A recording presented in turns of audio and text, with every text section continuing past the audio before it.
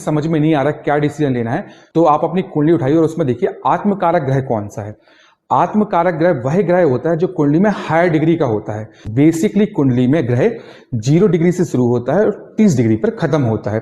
तो जो 30 डिग्री होती है वो हायर मानी जाती है। अब मान लीजिए आपकी कुंडली में कोई ग्रह 26 डिग्री का है, उसके ऊपर कोई भी ग्रह नहीं है, तो वहां पर आपका आत्मकारक ग्रह वह 26 डिग्री वाला माना जाएगा। मान लीजिए आपकी कुंडली में गुरु 29 डिग्री के हैं और इसके ऊपर कोई भी डिग्री के ग्रह नहीं है, तो गुरु आपके आत्मकारक माने जाएंगे। और आत्मकारक मतलब गुरु की वाणी आपके लिए जीवन में गेम चेंजिंग वाली वाणी मानी जाएगी। तो जब भी आप अपने गुरु से सलाह लोगे तो आपके जीवन में बहुत फायदा मिलेगा। वहीं पर मान लीजिए आपके आत्मकारक मंगल हैं, तो मंगल बेसिकली भाई को रिप्रेजेंट करते हैं।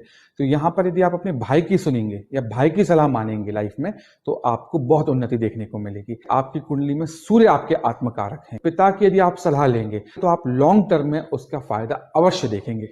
यदि आपको लाइफ में समझ में नहीं आ रहा क्या डिसीजन लेना है, तो आप अपनी कुंडली उठाइए और उसमें देखिए आत्मकारक ग्रह कौन सा है। आत्मकारक ग्रह वह ग्रह होता है जो कुंडली में हायर डिग्री का होता है। बेसिकली कुंडली में ग्रह 0 डिग्री से शुरू होता है और 30 डिग्री पर खत्म होता है। तो जो 30 डिग्री होती है वो हायर मानी जाती है। अब मान लीजिए आपकी कुंडली में कोई ग्रह 26 डिग्री का है, उसके ऊपर कोई भी ग्रह नहीं है, तो वहां पर आपका आत्मकारक ग्रह वह 26 डिग्री वाला माना जाएगा। मान लीजिए आपकी कुंडली में गुरु 29 डिग्री के हैं और इसके ऊपर कोई भी